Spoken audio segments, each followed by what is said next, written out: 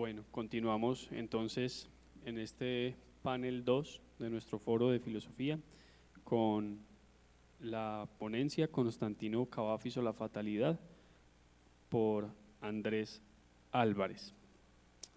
Andrés es autor de poemas y ensayos, abogado de la Universidad de AFIT, magíster en literatura de la Universidad de Antioquia, profesor de la Escuela de Derecho de la Universidad EAFIT, cofundador, editor y autor permanente de la revista Opinión a la Plaza.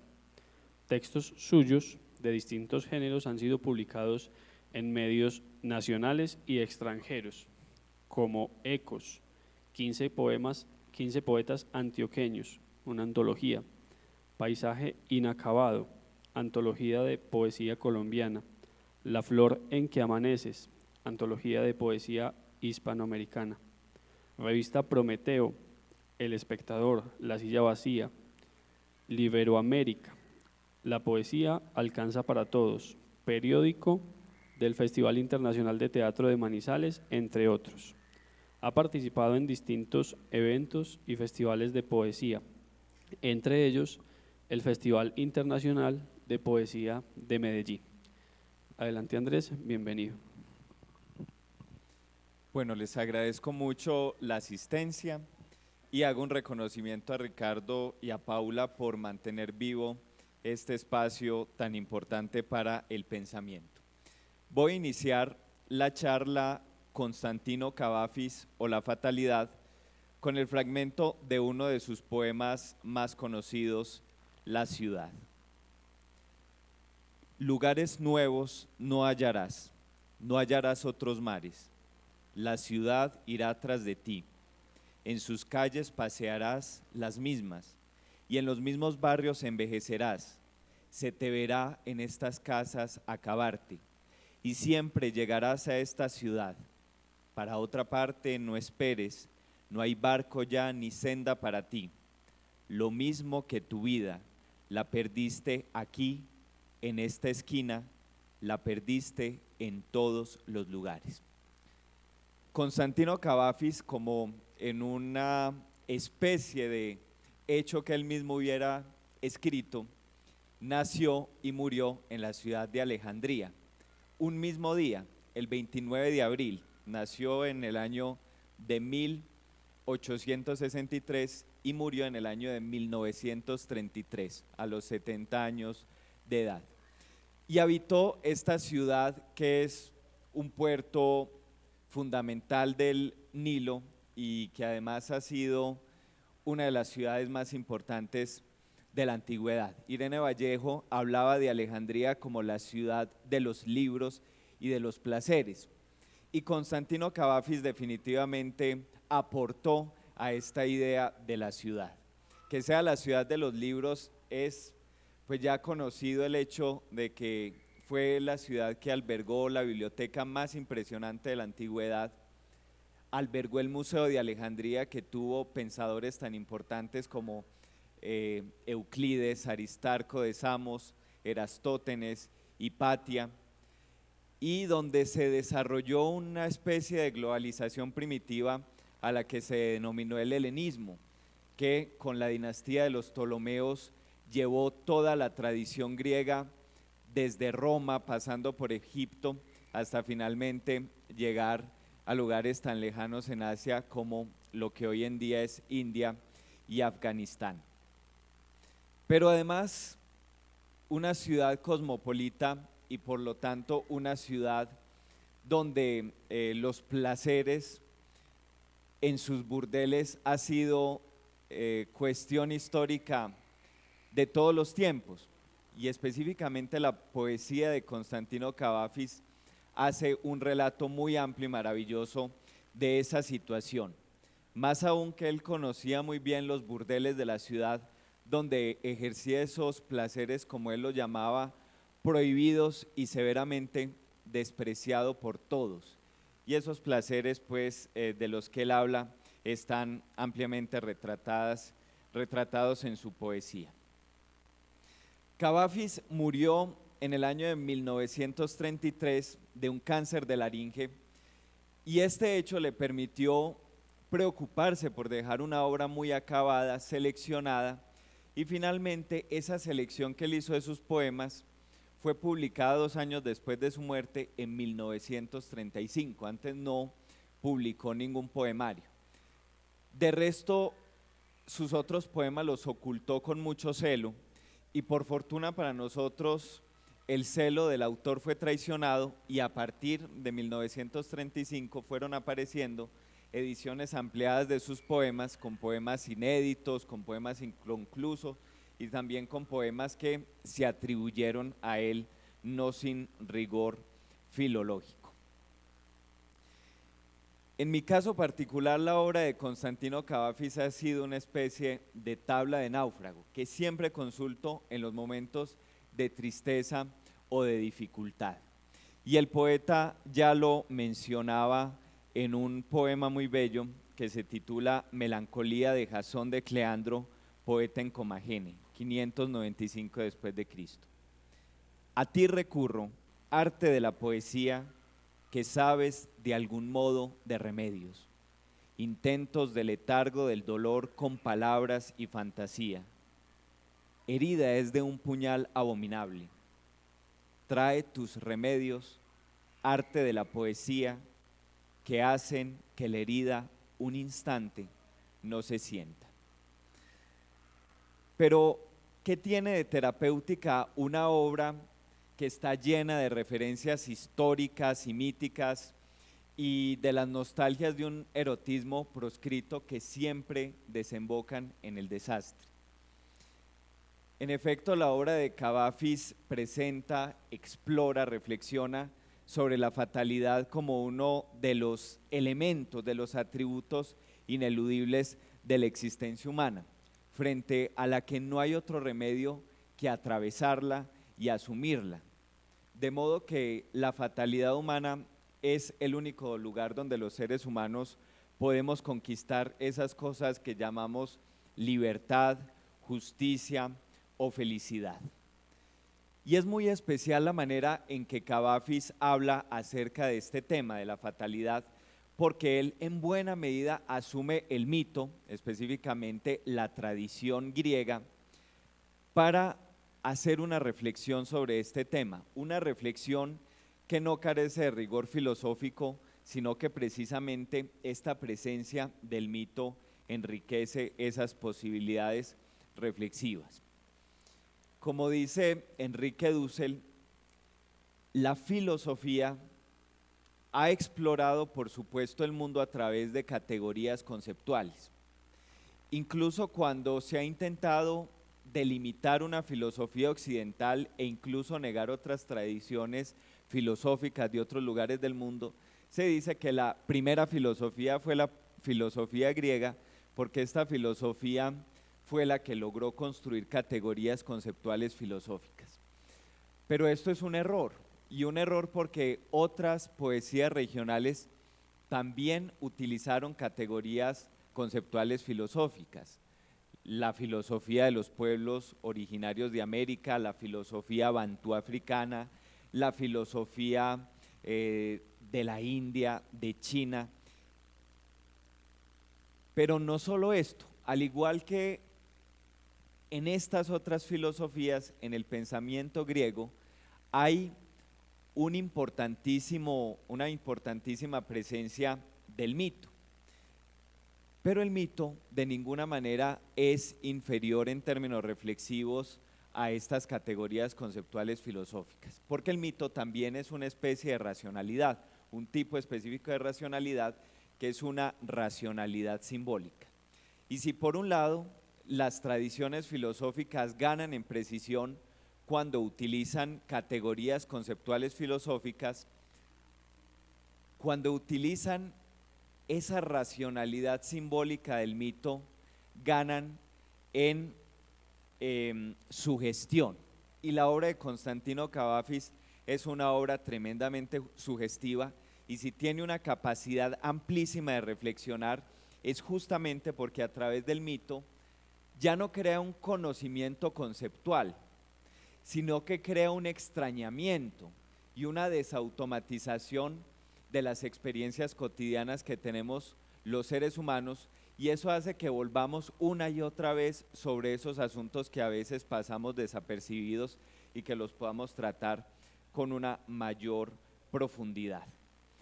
Pero ahí también está esa reflexión general y sistemática de la filosofía sobre la totalidad de lo real. En este sentido, la racionalidad simbólica del mito, como lo planteaba probablemente quien me antecedió en el uso de la palabra, no es menos filosóficos, y estas tradiciones que se apoyan de manera muy importante en el mito no son tradiciones menores en cuanto a generación de conocimiento y de pensamiento filosófico. Pero además no sería descabellado afirmar que la obra de Constantino Cavafis participa de esa jovialidad de la que Friedrich Nietzsche hablaba en El nacimiento de la tragedia. Y uno se pregunta, ¿cómo así que vamos a hablar de jovialidad o vamos a hablar de serenidad cuando hablamos de cosas tan trágicas que le pasa a los seres humanos? En efecto, el filósofo alemán dice que la jovialidad no puede ser entendida falsamente como un bienestar no amenazado, carente de dificultad y de sentido de lucha, porque en esta actitud lo que encontraríamos sería un síntoma de una decadencia senil y nihilista. La verdadera jovialidad, que es una jovialidad trágica, lo que hace justamente es aceptar las situaciones límite, como las llama Karl Jaspers, de la humanidad, el vacío existencial, la enfermedad, la muerte, y logra afirmar la vida a profundidad en medio de esa crisis fundamental de los seres humanos, donde es el sitio donde podemos darnos cuenta de que verdaderamente existimos y donde construimos nuestra morada. Y Nietzsche habla de Sófocles en los siguientes términos, dice: la concepción toda del poeta no es otra cosa que justo aquella imagen de luz que la salutífera naturaleza nos pone delante después de que hemos lanzado una mirada al abismo. Estas mismas palabras nosotros las podríamos utilizar para hablar de la obra de Constantino Cavafis, donde la humanidad encuentra su más alta dignidad, su más caro valor, justamente en las posibilidades de construir algo entre los límites de la finitud y de la vulnerabilidad. De esta manera, y como vamos a ver más adelante, en la obra de Constantino Cavafis, los seres humanos son héroes trágicos y con un poco de empeño sabios que logran hacer de la dificultad existencial una morada. Pero sobre todo quiero que le demos la voz a Constantino Cavafis para que confirmemos estas ideas que les acabo de proponer. La fatalidad que por antonomasia caracteriza a los seres humanos es su finitud, su carácter mortal. De ahí que los griegos llamaran a los seres humanos los mortales, para diferenciarlos de otras criaturas y específicamente de los dioses. Este poema se titula Los caballos de Aquiles. En él, los caballos que Aquiles le regaló a Patroclo se lamentan al verlo morir, y el dios Zeus se extraña de esa compasión que sienten los caballos por una naturaleza tan ajena a la divinidad como es la naturaleza mortal. Al ver muerto a Patroclo, que había sido tan joven y tan fuerte, de valor sin par, los caballos de Aquiles se echaron a llorar. Y su inmortal naturaleza se indignaba por esta obra de la muerte que miraba. Movían las cabezas y las largas crines sacudían, batían en la tierra con los cascos y plañían al sentir a Patroclo exánime, desaparecido, ahora tan solo carne vil, sin defensa, devuelto por la vida hacia la nada inmensa. Las lágrimas de los caballos inmortales Zeus vio y se entristeció. No debía actuar, dijo, en las bodas de Peleo sin pensar. Mejor nunca os hubiera regalado, mis míseros caballos, en el desdichado género humano que buscabais, que es juguete del destino. No os espera la muerte, ni importunos desatinos os afligen en la vejez. Los hombres en sus males os confundieron, pero los dos nobles animales sus lágrimas vertían por la suerte eterna y desdichada de la muerte. A los seres dotados de empatía como estos caballos, que lograron participar de la naturaleza humana, les indignaba el homicidio porque acababa esa única oportunidad que tienen los mortales sobre la tierra, y también les repugnaba la injusticia porque hace desdichada esa única oportunidad de existir, aun cuando esos males son enviados en la tradición griega por los propios dioses. Hay un poema de Constantino Cavafis también titulado Deslealtad, donde de lo que se habla es de la traición de Apolo, que había dicho que Aquiles gozaría de una larga vida sin enfermedades, pero todo lo contrario, participa en su muerte cuando Aquiles todavía es muy joven. De hecho, este poema inicia con un epígrafe de la República de Platón, donde se dice lo siguiente: de modo que elogiando muchas cosas de Homero, esto no obstante no lo vamos a elogiar, ni de Esquilo cuando dice Tetis que en sus bodas Apolo canta. Bueno, y entonces va a contar la idea del poema que les voy a leer a continuación, y esta es esa famosa parte de la República donde se da esa expulsión de los poetas cuando cantan esa naturaleza infame y paradójica de los dioses. Leo el poema de Cavafis, Deslealtad. Cuando se desposaban Tetis y Peleo en el espléndido banquete de la boda, se alzó Apolo a bendecir a los esposos por el retoño que su unión alumbraría. Dijo: jamás le alcanzará la enfermedad y tendrá larga vida. Cuando dijo así, se regocijó Tetis, porque las palabras de Apolo, que era experto en profecías, juzgó una garantía para el hijo. Y cuando Aquiles fue creciendo y era su hermosura el orgullo de Tesalia, las palabras del dios rememoraba Tetis. Pero un día llegaron viejos emisarios cantando cómo Aquiles murió en Troya. Y Tetis se rasgó las vestimentas púrpuras y se sacó con furia y arrojó por tierra sus sortijas y sus brazaletes.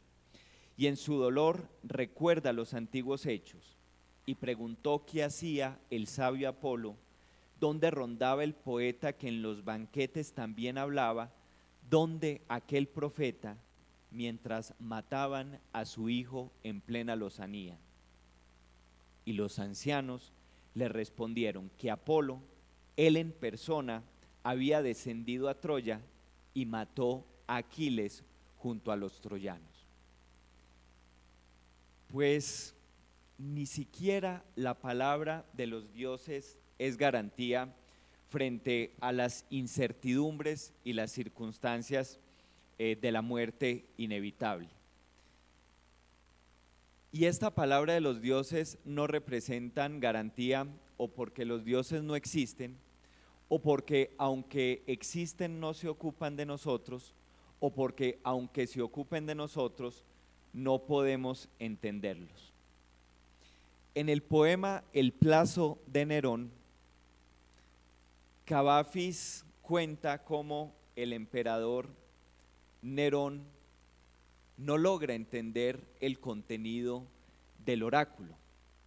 Y en efecto ya conocemos esa famosa máxima de Heráclito sobre el dios Apolo, cuando dice algo así como que el oráculo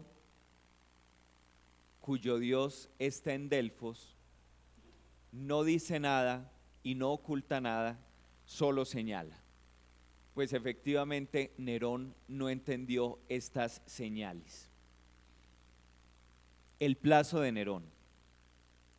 No se inquietó Nerón cuando escuchó del Délfico adivino aquel oráculo: guárdate de los 73 años, quedaba aún tiempo para gozar, pues tiene 30 años y es bien largo el plazo que le ha concedido el Dios para ocuparse ya de futuros peligros.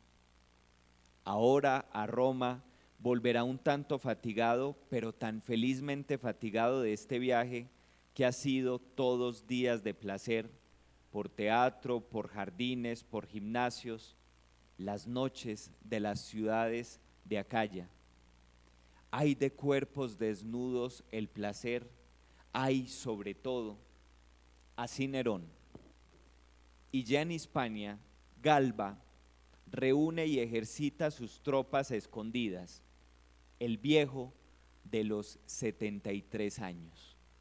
Fíjense cómo Nerón no entendió ese aviso que le plantea el oráculo, que no dice nada y no oculta nada, solo señala. De cualquier manera, no hay nada divino o humano que pueda guardarnos definitivamente de la adversidad a la que estamos arrojados y desnudos. Esto lo cuenta también Cavafis, y probablemente con mucha soltura, en el poema Fatalidad. En medio del recelo y las sospechas, los ojos atemorizados y revuelto el juicio, nos deshacemos planeando cómo hay que actuar para evitar este peligro, seguro que amenaza tan espantosamente. Mas nos equivocamos. Aquel no está en la calle, han sido falsos los mensajes. O no los escuchamos bien, o no los comprendimos. Otra catástrofe que no podíamos pensar, de golpe, repentina, cae sobre nosotros, y descuidados, ¿qué hacer ya? Nos arrebata. Este mismo tema también se encuentra en el poema Idus de marzo. Oh alma, has de temer lo fastuoso y debes dominar tus propias ambiciones, y si no puedes, con reservas y recelos, las deberías seguir, y cuanto más destaques, más celo y atención has de poner. Y cuando César ya alcances tu apogeo, cuando tomes la forma de un hombre renombrado, entonces, sobre todo, ten cuidado cuando salgas, todo un caudillo rodeado por su escolta.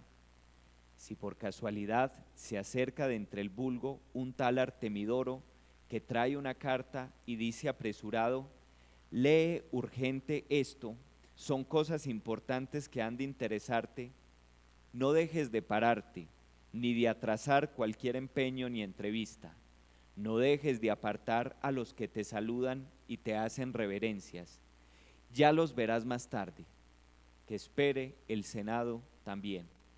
Conoce de inmediato las graves noticias que escribe Artemidoro. Y efectivamente, a Julio César, Artemidoro le intentó entregar esa carta donde le contaba de las intrigas y de los planes que se estaban urdiendo en su contra para asesinarlo en el Senado. Y este mensaje, pues Julio César, como ya lo conocemos suficiente, no los pudo entender o no los pudo atender. Al leer estos versos, entonces nos salta la pregunta nuevamente: ¿cómo encontrar algún contento de vivir pese a la certeza de la calamidad? Sobre esto, Nietzsche va a expresar con una gran lucidez lo siguiente: que debemos darnos cuenta de que todo aquello que nace debe estar dispuesto a un ocaso doloroso, y sin embargo no podemos quedar helados de espanto. Cito textualmente a Nietzsche: a pesar del miedo y la compasión, somos hombres que viven felices, no como individuos, sino como lo único viviente con cuyo placer procreador estamos fundidos. En Cavafis queda algo sustancial de esta idea, y es que a pesar de todo Los personajes se enfrentan a la adversidad, saben que tienen que pagar un costo muy alto por el hecho de existir, pero aún así dicen una y otra vez sí a la vida, aunque tengan que pagar el precio de la disolución.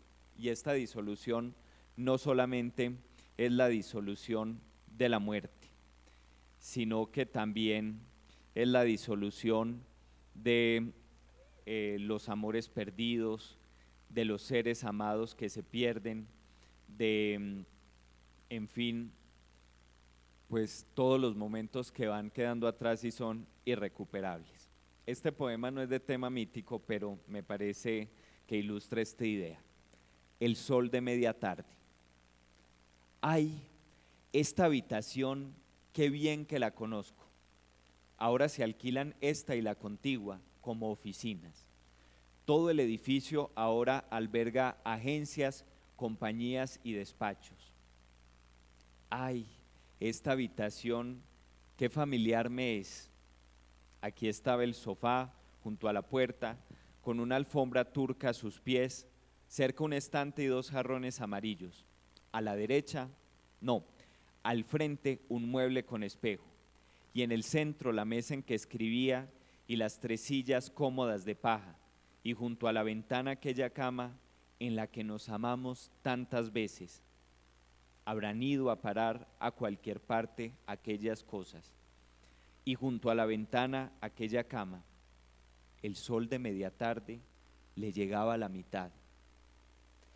Nos separamos a las 4 de la tarde por solo una semana, y ay de mí, esa semana luego resultó ser para siempre. Fíjense cómo hay un sentimiento de desgarro, de pérdida irrecuperable, pero el que tuvo que pagar la pérdida finalmente gozó, y no hubiera gozado probablemente si no fuera posible contrastar ese gozo con los contrastes de la fatalidad y sin el correlativo movimiento que contra ella realiza el ser humano al emprender las altas obras del espíritu.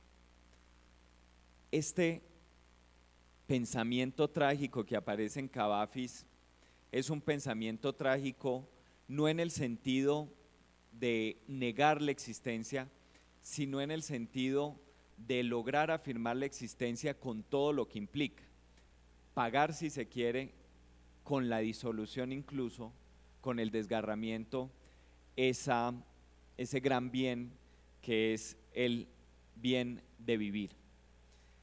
Y es en el poema más divulgado de Constantino Cavafis donde nos ilustra sobre esta especie de optimismo trágico, porque la tragedia no es todo, sino que la tragedia hace parte, como las otras cosas, de la vida humana, y en ese sentido hay también que reivindicarla, porque de otra manera estaríamos negando lo que somos como seres humanos. Este poema se titula Ítaca. Al emprender el viaje para Ítaca, desea que el camino sea largo, lleno de peripecias, lleno de saberes. Al Estrigones y Cíclopes, a Poseidón airado no lo temas, que a tales no hallarás en tu camino, si es tu pensar excelso, si selecta es la emoción que toca tu espíritu y tu cuerpo. Al Estrigones y Cíclopes, a Poseidón violento no habrás de encontrarte, si no es que ya los llevas en tu alma, si tu alma no los alza frente a ti.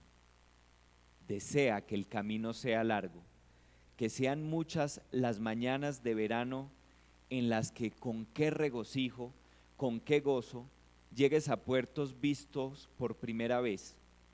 Detente en los comercios de Fenicia y compra sus preciadas mercancías, corales y nácar, ámbar y ébano, y aromas exquisitos de 1000 clases, cuantos aromas exquisitos puedas conseguir. Visita muchas ciudades de Egipto y aprende de todos los que saben. Pero en la mente siempre ten a Ítaca, porque llegar allí es tu objetivo. Mas no apresures en nada tu viaje, mejor que dure muchos, muchos años. Y eches el ancla viejo ya en la isla, rico de cuanto ganaste en el mundo, sin esperar que las riquezas te las traiga Ítaca.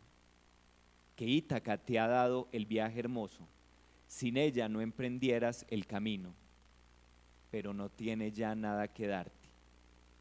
Y si la encuentras mísera, no te ha engañado Ítaca, tan sabio que te has hecho con tanta experiencia, habrás ya comprendido las Ítacas que son. Muchas gracias.